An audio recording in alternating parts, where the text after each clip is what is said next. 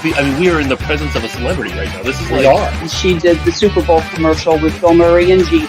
That's it right there. This is it. This is the one that started it all. You planned that. No, I didn't, but yeah, that's cool. Could we be in line for something funny to come out of the mouth? Just might happen. What a little cute. She's the best.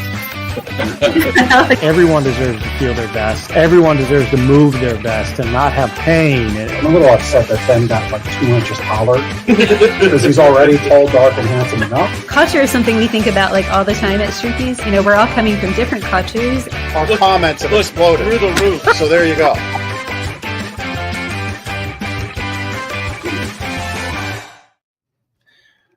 All right, we're back. Jeff. Ben. With Lincoln. That was a big test for me. Apparently.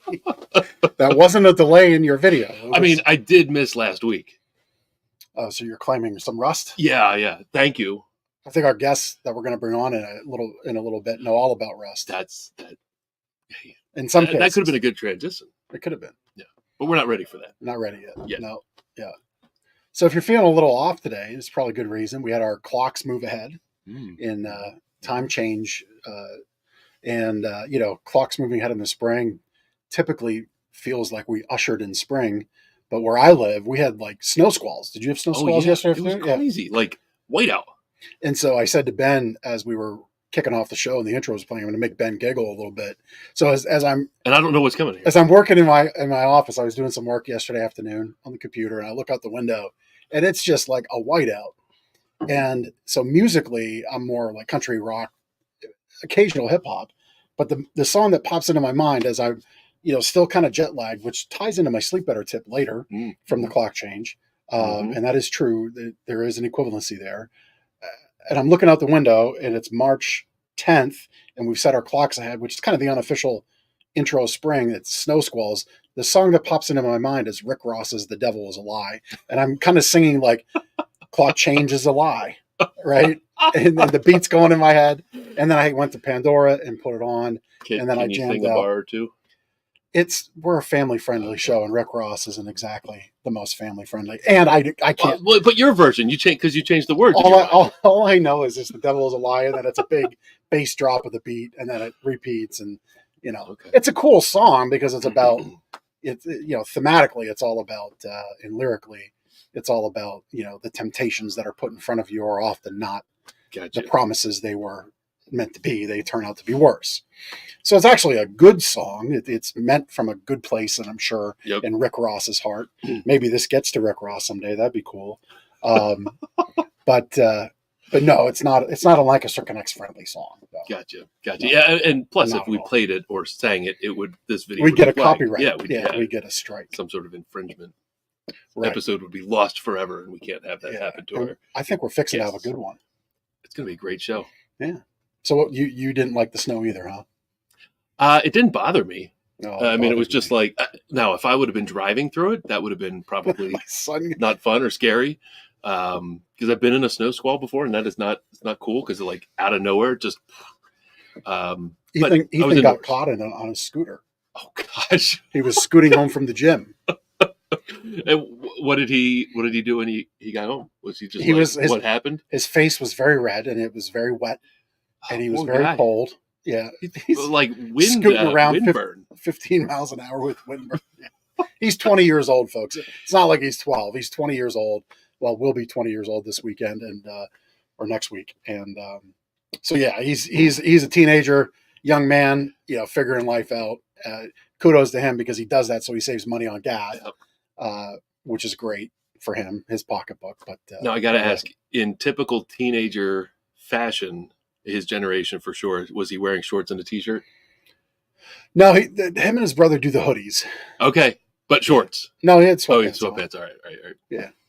So I feel like that's what kids do. Maybe they'll wear a long sleeve sweatshirt, no jacket. Yeah, but he had shorts. But he had the prison slides on that the kids think are so popular today. Okay. I don't know if your teenagers wear these things, but they look like prison shoes, and they're like not cheap, unless you get them from Temu. Better than Crocs. I guess. I think Crocs are formal compared to these things. But yeah, if you look around your local teenager, they got prison slippers on. Prison slippers. That's basically what they look like to me. I'll have to check it out. So yeah. So anyway, we're gonna have a great show because we've got some, your unusual social media like superstars as we're bringing up their socials, like 400,000 views and 300,000 views, and I don't know how for them all those views correlate. Internet points correlates to impact in the community or dollars in the bank account for their business, but I'm sure they'll tell us. So unless you have anything else to add, I think it's time to. I think we used up our 5 minutes. Yeah, pretty effectively. Quickly. Yeah, gave you a little lyrical jam to think about. Sahd Metal Recycling. Welcome to the show, Dan and Todd. Appreciate you being here. We're very lucky. I mean, all I have to say is if we can take this from prison shoes and the boss Ross, any direction, I hope we can only live up to the beginning. What do you think, bud? Yeah, for sure. I'm just happy you guys are having us. I appreciate it. Yeah. So maybe on that musical note, what's the music you guys like to jam out to while you're doing all things metal recycling? I'll let you start that one. I'll start because I loved I think I heard country something and a little bit of hip hop. I'm rock and hip hop, yeah. Everywhere. I go from like Christian music to hip hop to 80s. Debbie Gibson was my first concert. Rod Stewart's where my wife and I met. So I'm cheesy and a mess. You're forgetting your favorite person.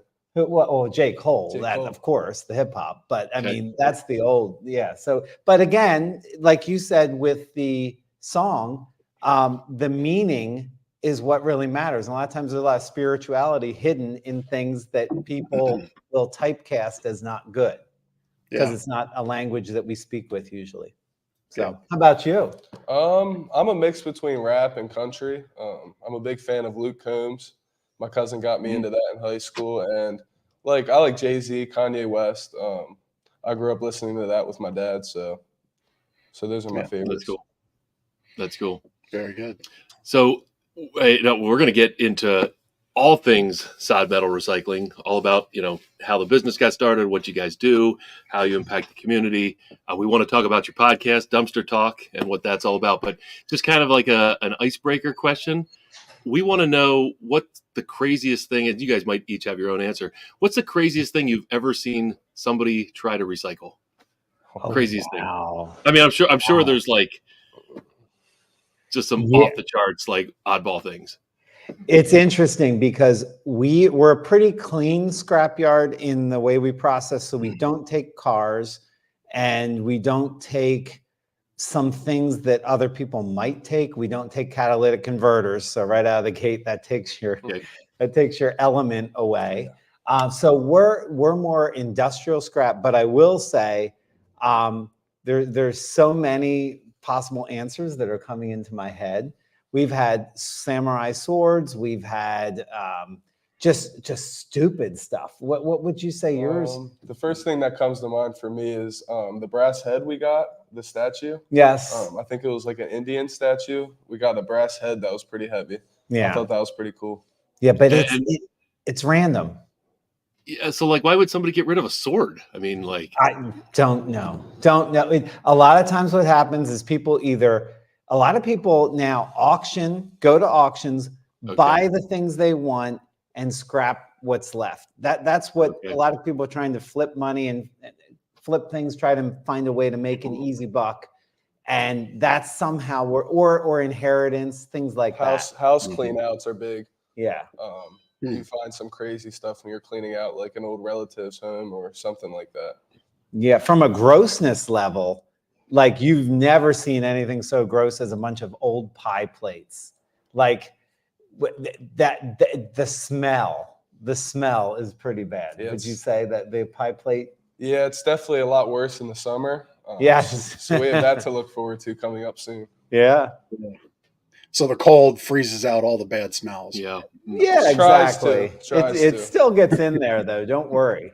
Yeah. A lot of times, interestingly, actually one of the most scary things we've had happen here is we do a lot of plant cleanups and things like that. And we had some chocolate in some pipes, and one of our employees, Merv, loves chocolate. He was eating the chocolate out of the pipe in the scrapyard. Yeah, your mouth just opened on that, didn't it? And I know Merv would like this shout out. He'd be very excited about that. Shout out, But Merv. the sight of that was enough to send me reeling. That's like a Seinfeld episode, the eclair on the top of the chocolate. Yes, the Entenmann's on the end of the aisle. Yeah, let's get Merv on the show. Go Oh, grab. you would love Merv on the show. That needs to be a part 2 in itself. Yeah. Wow. All right. And so what is it about recycling that people often misunderstand, have a misconception about, or you want to dispel the biggest myth? I don't know. I would say like the recycled materials industry as a whole kind of had a bad look for a long time. There wasn't a lot of information, like not too many people knew about it unless they were in it. But now I feel like it's kind of getting away from that. And people are like, we have customers come through every day saying, we're just bringing this. We don't want money. We just don't want it to go to the landfill. So it's just like little stuff like that. And we'll teach our customers like what we do. Like when we bale it, we'll sell it and they'll process it. I don't know, personally, before I started working here, I never really understood the recycling process.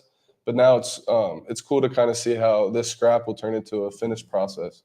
And I think for me, a lot of times people only think about what they have in scrap in their house. What people don't realize is we are about 85% industrial recycling. So demolition, just any kind of plant that starts with a flat sheet of steel, punches it out, gives us the skeleton back, and then we go full circle. So there's a new product created on that end.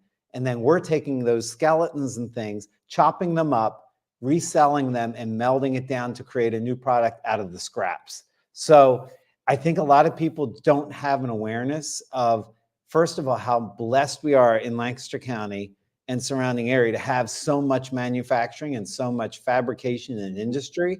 But a lot of the recycling we do is serving industry, more where you work than where you live, in a sense. Yeah.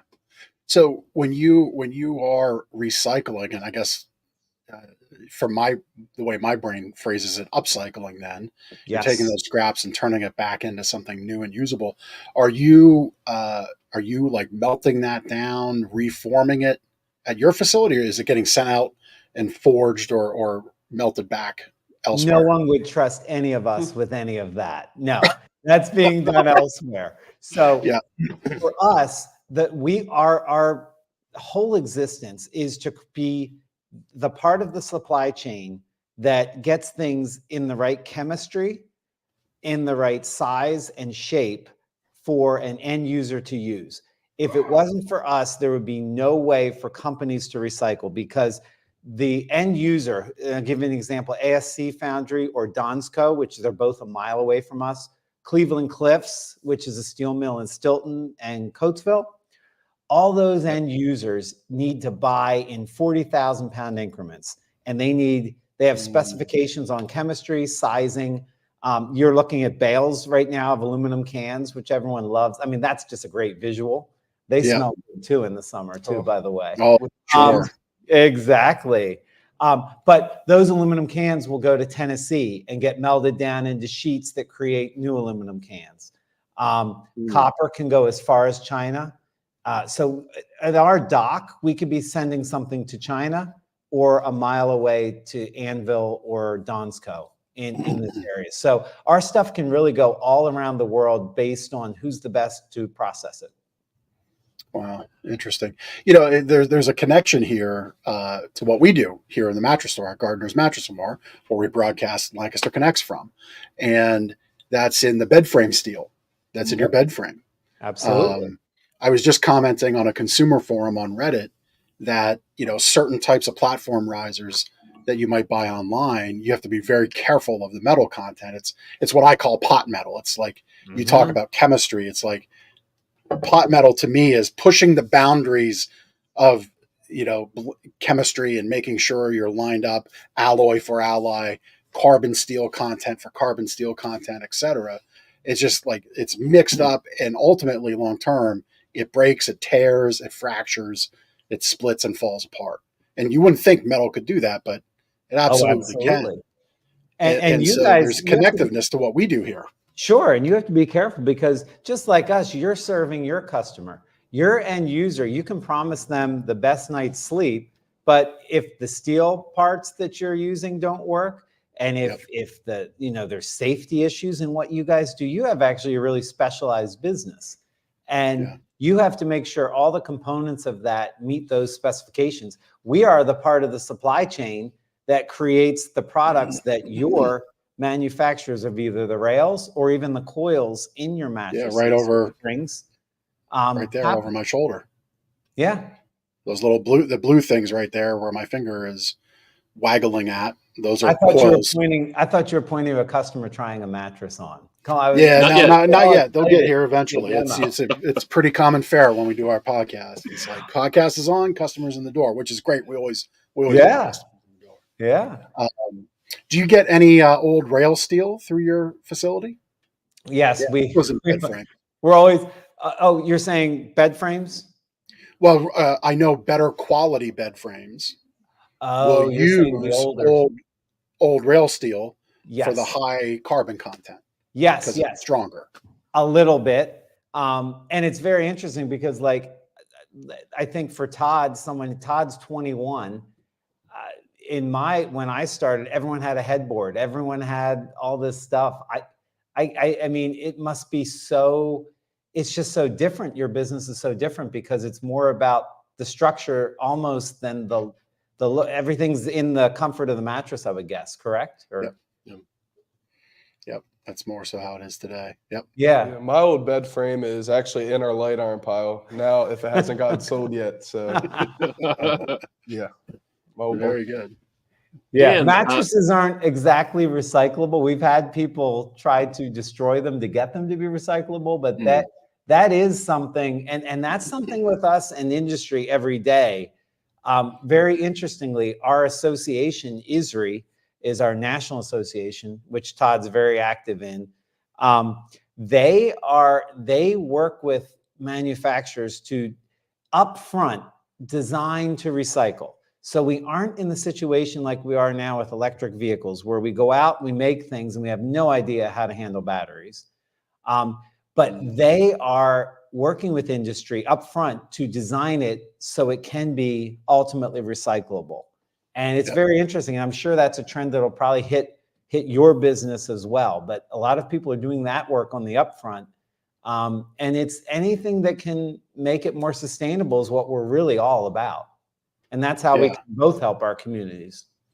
Yeah, I mean, you talked about your impact on not having things go into the landfill. Here at the store, when we remove your old mattress from the home, we have a 53-foot trailer outside that we're pretty proud of. I don't know the exact numbers, but what we can tell you and all of Lancaster is that what's not happening is emptying that trailer every couple of weeks into a landfill. Right. We have a gentleman that comes and he takes them and puts them up through the supply chain through his used furniture store. Cool. The rest of the stuff goes to refurbishers in North Jersey, New York City. And then there's other parts that get upcycled. The fibers and padding go into the carpet padding industry. I guess some of the steel gets maybe through a place like yours. But overall, very little makes its way to the landfill. It's just the stuff that's really rough to handle that just doesn't, it's just easier and better. Because there is a human element to what we do, right? Mattresses catch everything. And that's the nicest, cleanest way I could make that statement. And so some of it just needs to go to the dump. But that is rare. And when it happens, it's a trailer, like a little cargo trailer, and not a 53-foot trailer. So that's neat. That's neat. That's our commitment.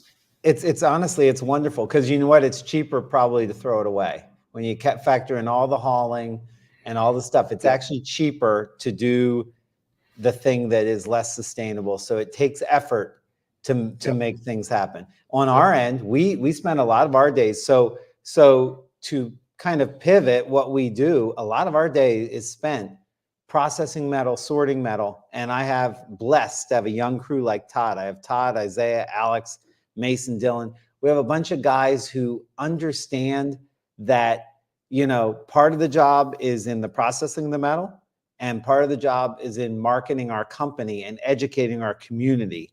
And that's where we kind of started down this path of going down both areas. Would you say that's kind of a way to explain how we've been able to like push the marketing of what we do and how we process? Because people love to see it.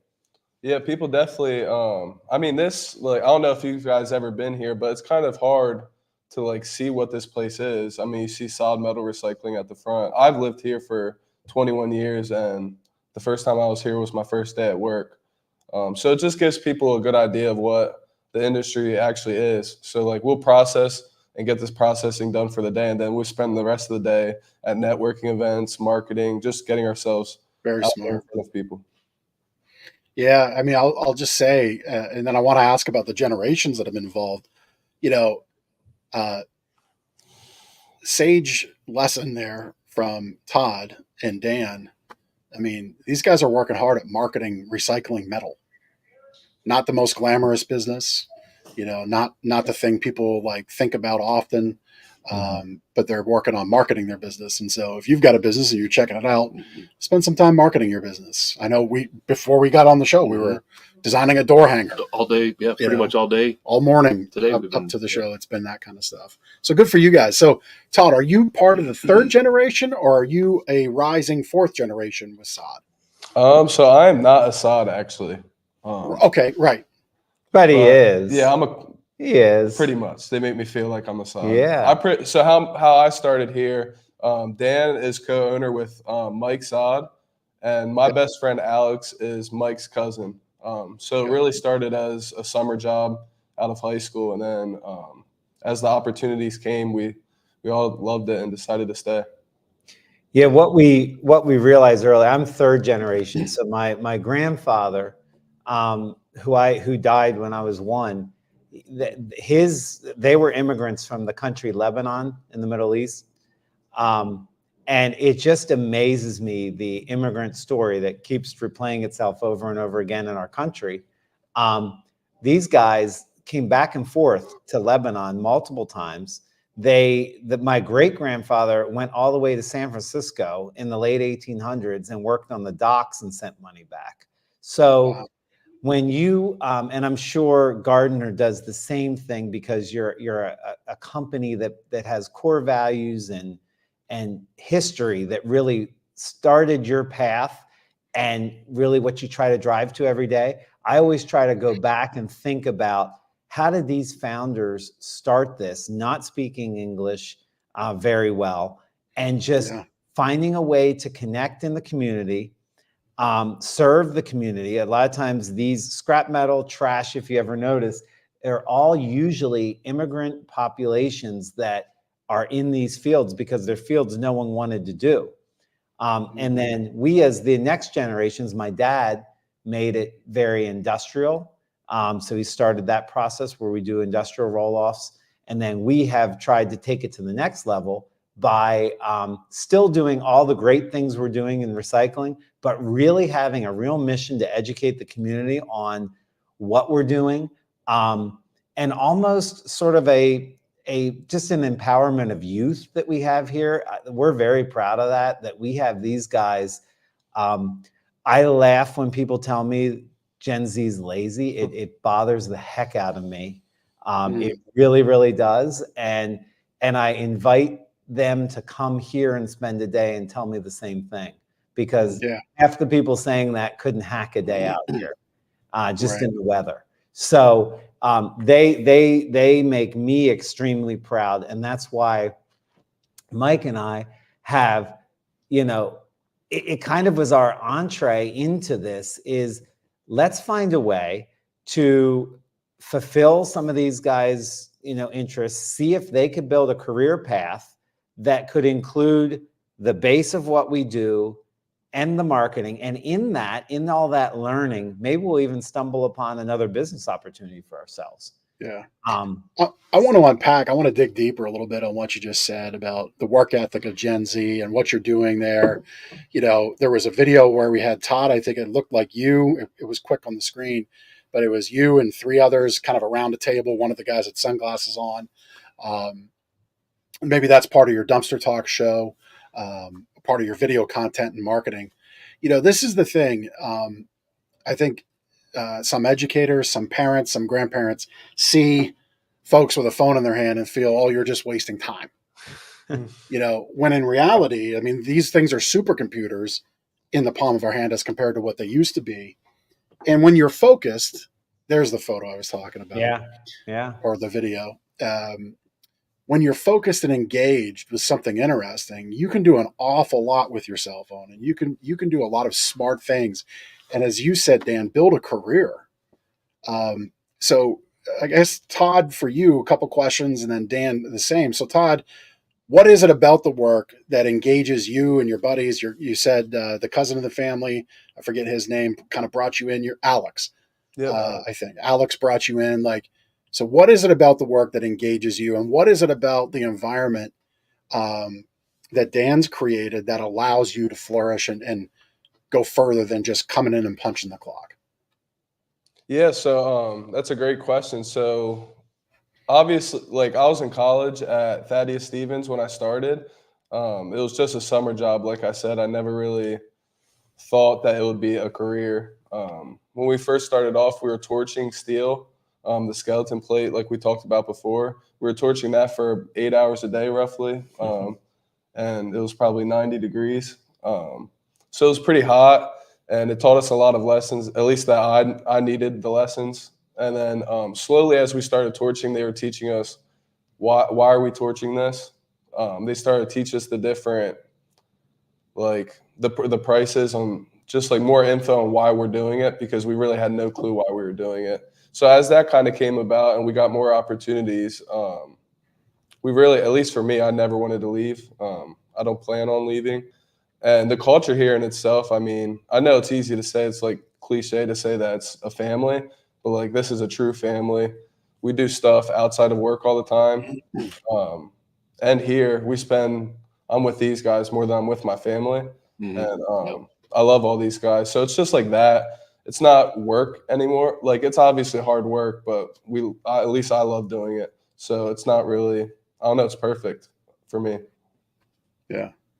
I mean, it's fantastic to wake up in the morning and feel excited about the day, even though it's going to be hard work for 8 or 9 or hours or however long you're there. So that mind shift at the beginning of the day is super, super important. And all the opportunities, we can go to Dan, and he doesn't even like when we ask at this point, because it's never going to be a no. We can mess up because everyone messes up, and he lets us do that, but he also helps us fix it. So I don't know. It's really just I'm blessed to have this place. That's why it's so fun to marketing. I never really knew what marketing was, but I really love this place. So I love marketing it to show other people that it's possible, that your career path might not be what you think it's going to be. Most cases, it's not going to be what you think. So just taking those opportunities, and I mean, it's not going to be easy. You're going to have to do stuff you don't want to do, but ultimately it will lead to great stuff. And, piggybacking on that, we just interviewed Jill Hackman, who I would recommend to your podcast. She's the career coordinator at Garden Spot School District. Absolutely amazing. And insights for people who are interested in reaching young people, who are the people who are going to be working. They're going to be your consumers. There's Jill right there. Okay, yeah. They're going to be your consumers. I mean, they're going to be the people who are your customers and your employees. And she actually brought up a really good question in this podcast, talking about someone young that she positioned. She said, is it better to have a great culture or a great field to work in? And she said 99% of the time, after you get over the field you're working in, the glamour of it. I used to work in TV advertising sales and things like that. After you get over the glamour of the field you're working in, the biggest factor on whether people stay or leave a job is the culture and the people you work with. It is bar none 20 times more important.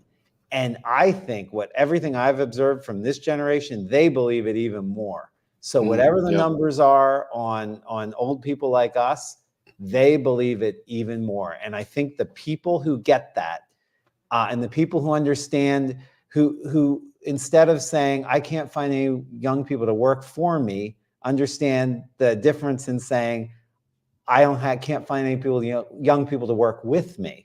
I mean, it's just positioning and understanding the way they think, because again, those are the consumers that we're going to need to appeal to in our market. Yep. Hey, just a little pause here. I am so happy to see Jonna Hoover Green comment in. Jonna, I'm so happy you are here with us. Jonna had a little bit of a little medical speed bump, I guess we could say. I want to just be fair to her privacy, but Jonna, I'm glad to see you here. So thank you for commenting. Yeah, culture is important. I'll put it through the lens of, Todd, you just shared 5 minutes or so ago about torching metal on 90-degree days. Okay. I mean, the field culture analogy is fantastic. So if you're running a business and you've got air conditioning and you've got a ping pong table in a corner and, you go out and you do the bowling, team building events and you're still struggling, it's your culture. Yep. Right. You've got access to internet. You've got some nice employee perks. I guess the litmus test would be, is it torching metal at 90 degrees? No. Well, then let your culture do more work for you. Because I love that analogy of overcoming the field. That's really cool. And I don't know if you're spying on us, but we actually did a presentation where we did a picture and the torching is our litmus test. So very interestingly, you did that because that's a presentation we did to our national convention last year because we kind of stand out in our industry a little bit as someone really pushing these young careers. And what Todd mentioned is true. We do pick very hard jobs to screen our people with. And we understand if they have that perseverance, then we bring on the other things. I think it's an important give and take. You can't make it all about ping pong balls and rainbows. You got to have both of it. And when you get that buy-in both ways, like Todd said, we never say no. These guys have been to Atlantic City. They're going to a convention next week, unchaperoned, which I don't know what the hell I'm thinking, but Vegas, Nashville. I mean, you can see the degenerative places all our scrap conventions are held. I guess that's where the mattress guys go to. So of course, it's all right. There we go. Well, and then you have a showroom in that hotel. So depending on where do you guys have your convention? The major for the mattress side of the furniture and mattress industry, it's in Las Vegas. Ours is at Mandalay. Is that so? I guess it would be the same, maybe. So there's actually a complete world market center for the furniture and mattress. Oh man! Entire industry. Yeah, it's about 4 million square feet. It's called the World Market Center building. Sits right off of I-15 down on the south side of town by old Vegas. Yeah. So there's some offshoot events like our buying group actually this week has a show in Las Vegas. I think it might even be at Mandalay Bay. Okay. But the broader industry congregates there twice a year. I see. And the other point to that is for us, those shows are amazing. Every year you come back with something. For these guys, I believe not only the industry association, but let's bring it back to Lancaster. We are part of about 6 organizations: the High Center for Family Business, Lancaster Chamber, Manufacturing Association, SME.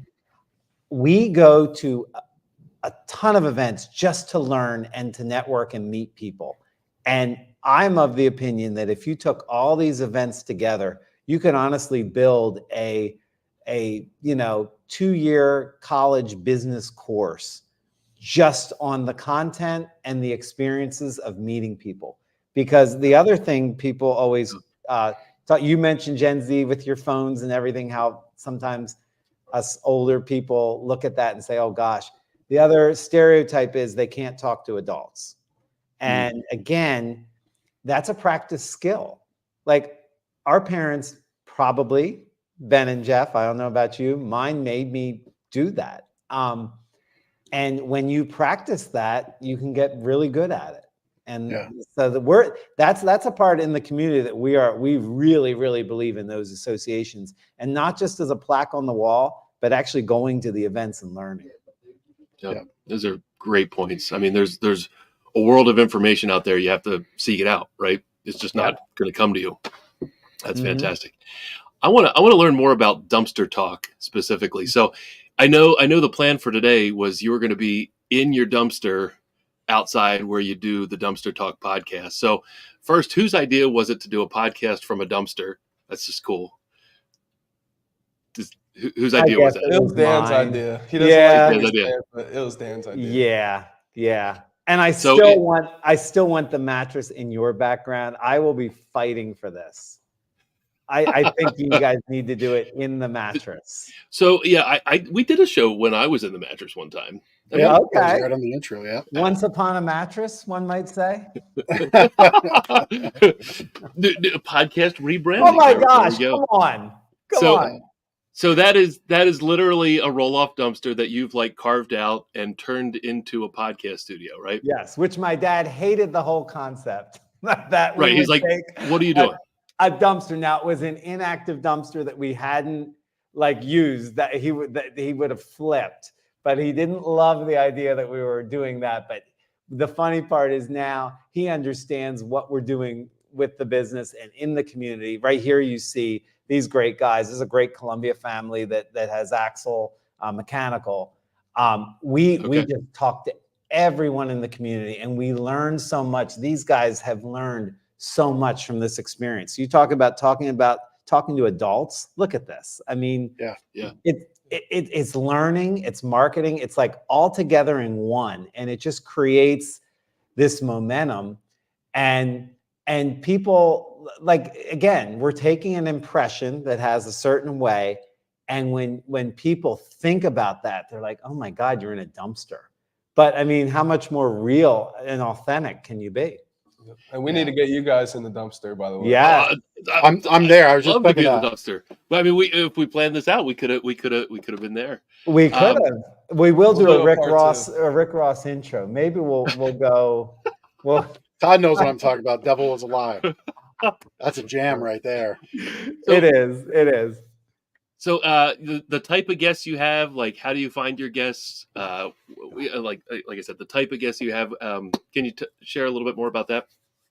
Yeah, so I would say now we're starting to have people reach out, but it's really just people we meet at networking events. I don't know, we always, when we're at events, like we'll have people stop us saying that they love the dumpster talk, and we have anyone on.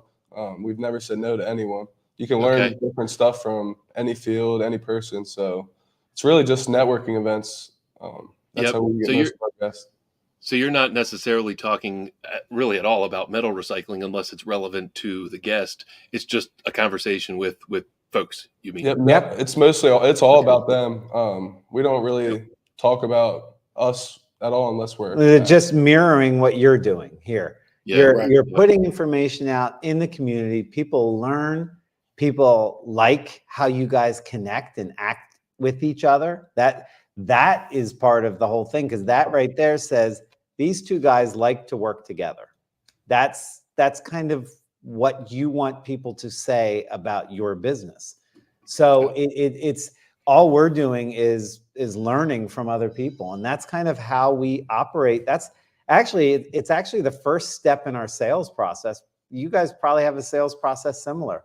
Understanding the customer and learning from them. Yep. And not everyone is a metal customer, but people, you can learn from everyone every day.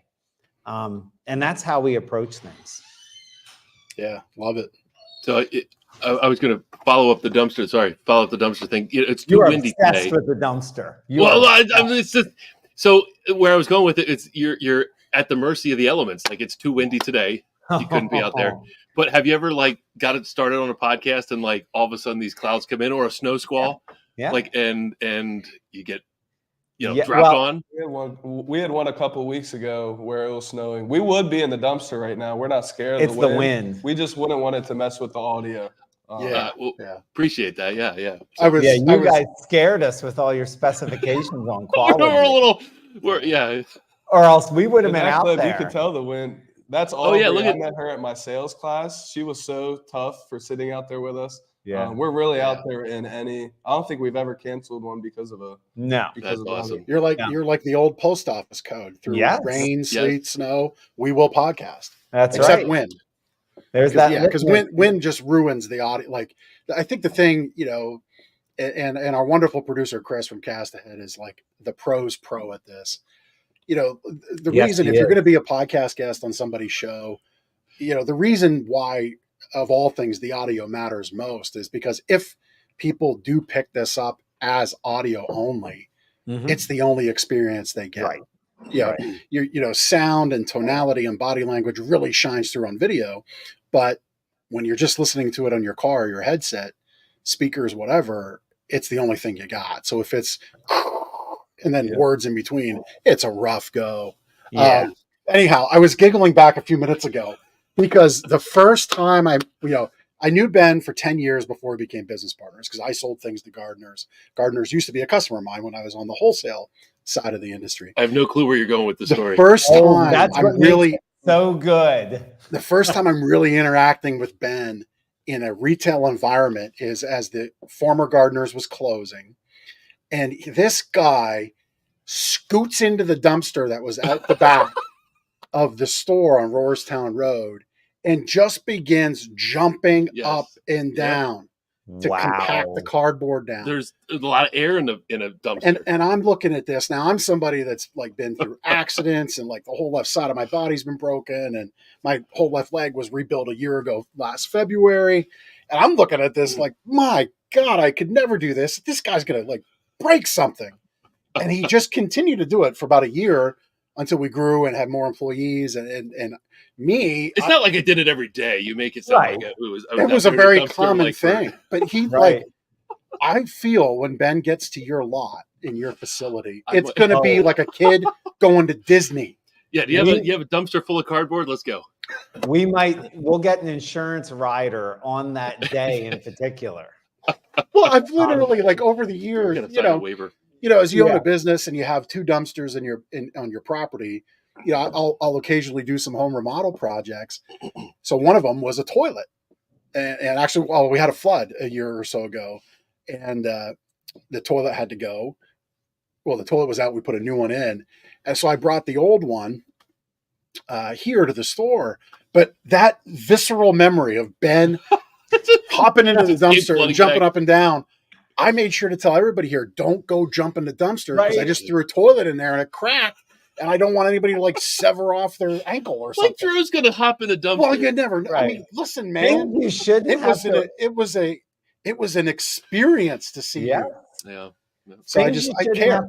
I care. You shouldn't have to worry about as a business owner. Like your business partner jumping in a dumpster. God bless. Yeah. Well, he's going to love this when we get out there.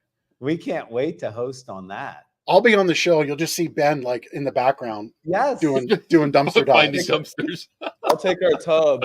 Our tub's actually overfilled right now with cardboard, so we'll put that down behind the dumpster for you. That's what I need. That could be the intro. Exactly. So look, we're approaching our time together, but your social media channels. I mean, again, this is where blending, guidance from third generation,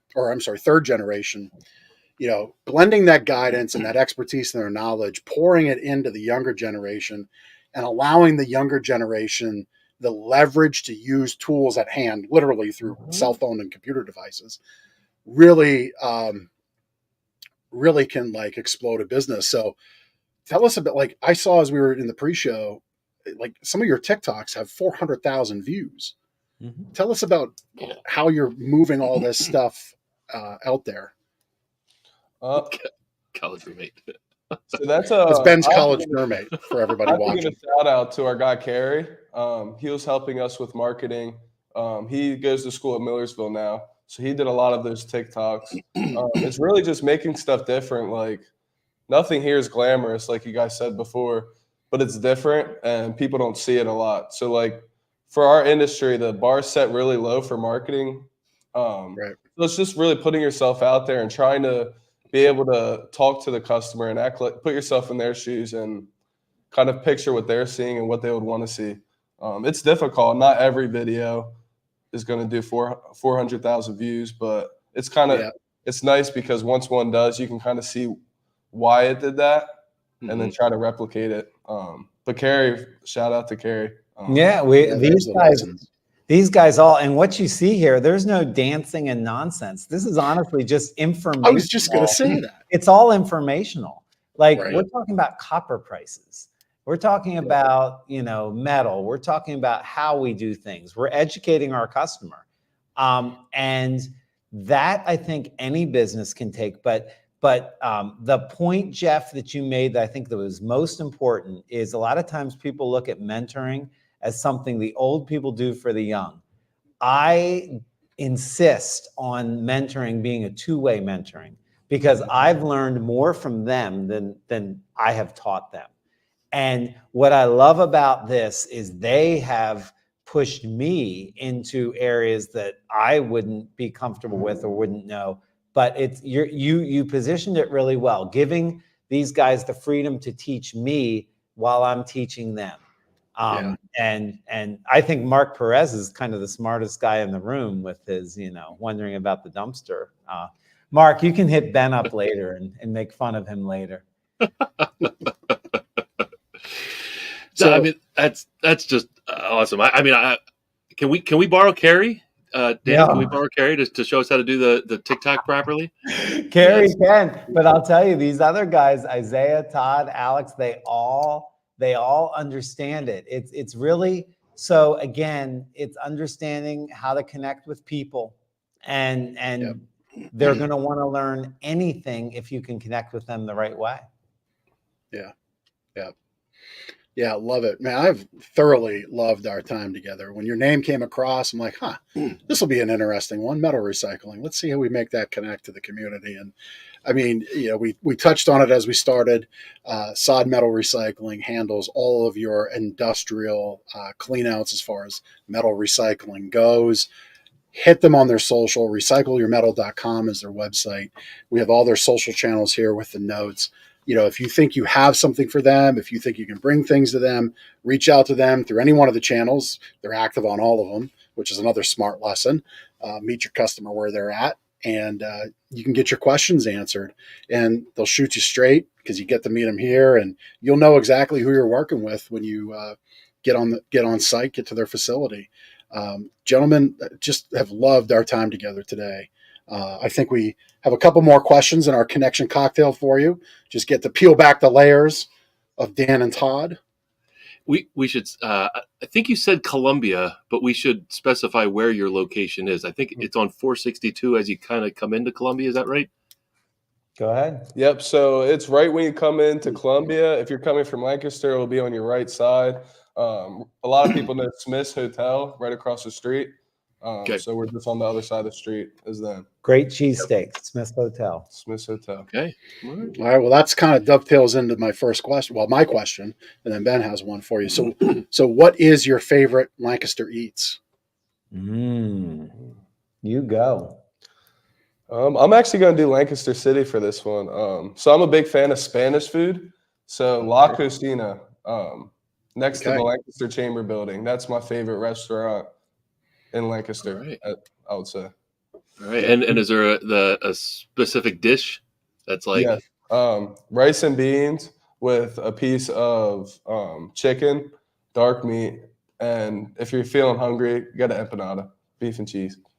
All right. So many great places here. I mean, for Italian Ciro's, absolutely love. That's at the airport, right? Sears is off Fruitville Pike. Yes, Fruitville Pike. But I think I would have to go Mexican, but El Serrano's. Just great the classic chicken fajitas. I could do that every single time. Yep. Yep. But so many great places. We're really blessed. How about you guys? Oh, turning the tables? I don't know. Is this allowed? It is I mean, allowed. yeah. Oh, that's right. You eat out of the dumpster. That's it. So I'm gonna go back. So since my buddy Cheech here from college reached out, I'm gonna go back to college on this one, this pick, and this is a favorite for you too, the Sugar Bowl Stromboli. Now I can't eat them anymore because I'm not gluten intolerant, but I have a thing against gluten with my. It's just something so, he says he is to like get some Right, social right. media points, but the Sugar Bowl Stromboli. And we actually Okay. have an employee now who knows how to make a Sugar Bowl Stromboli. He worked for Sugar Bowl. right. But yeah, the late '90s, the Sugar Bowl Bowly drained my bank account my first semester in college. Sounds So so we'll good. go with that. Yeah, I mean, for me, I like John J. Jeffries for a real nice, finer dining experience. Okay. Yeah, so you got Sugar Bowl and John J. Jeffrey. Two ends of the Yeah, spectrum. with just the opposites there. But like anywhere I could get a good cheesesteak. So the place behind it's on Cravings Deli. Okay. Yeah. It's kind of like hidden. It's off Oregon Pike. Cravings, you said? Yeah. Cravings Deli, yeah. We used to eat there every day after. Well, not every day, but once a week after football. That place is amazing. Yeah, Yep. They make a good cheesesteak, really good cheesesteak there. And so I always like getting out there when I get the time to get that way. Yep. What's the best pizza in our area? Where do you guys man, say the best pizza? Caruso's, I think, is a big favorite of a lot of folks. I know when I way back in my career, in my mobile DJing days, we would get Caruso's. That would probably be my vote. Yeah, there's a place off of Oregon Pike near my house that's called Salt and Pepper. They make a pretty Oh good yeah, salt it's a and good pepper. place. Yeah. Yep. Yeah. I'm a huge Nino's fan. Back to your Millersville. Okay, yeah. Nino's in Millersville. I love. Yeah. Yep. Huge. Yep, good pizza there. Very good. One last question. If you could do anything else for a living, what would it be? Oh, wow. That's different. If I could do anything. While he's thinking, I went to Syracuse to be a sports broadcaster. That's how I ended up in TV.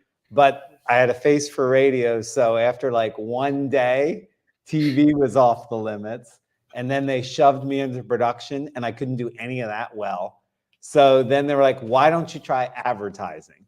So because I started and wanted to do it, I ended up there and gravitated to that. And I love selling TV ads. Actually, I used to, one of my mattress discounters in DC was like one of my biggest customers ever. Yep. Until our TV station decided to do an expose and try to burn mattresses.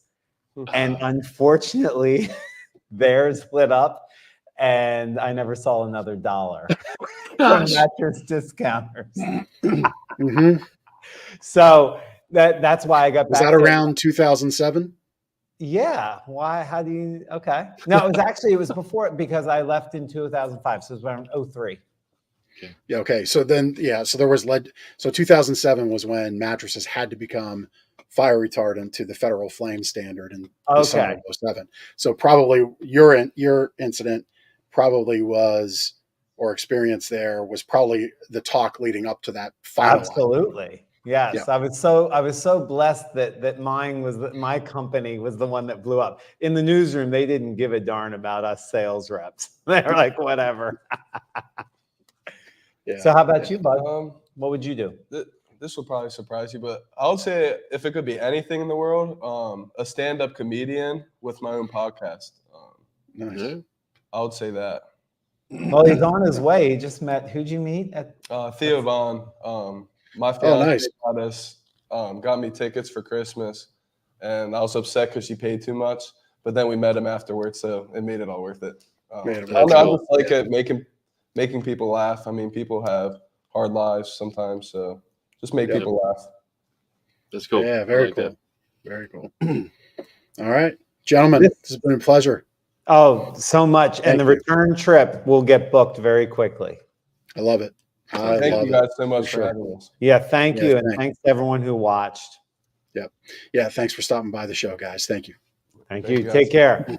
Yeah, you too. All right, man. Wow. Like That's a fun show. metal recycling. We had like a great show. Fantastic. Lots to learn from those guys doing things right over there at Sahd Metal Recycling. So if you are connected to a building that needs to be torn down, or you got a remodel or a renovation, and you need to get rid of some of that stuff, they are the people to call for sure. If you have questions about where to get rid of things, certainly reach out to them. Recycleyourmetal.com, Sahd Metal Recycling Services, right here in Lancaster, 1041 Lancaster Avenue, heading into Columbia.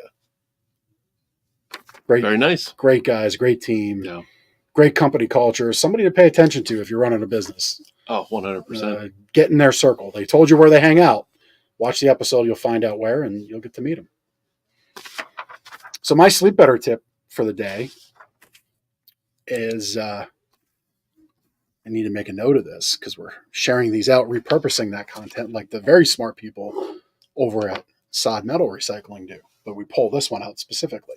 So my sleep better tip for you relates to changing back the clocks.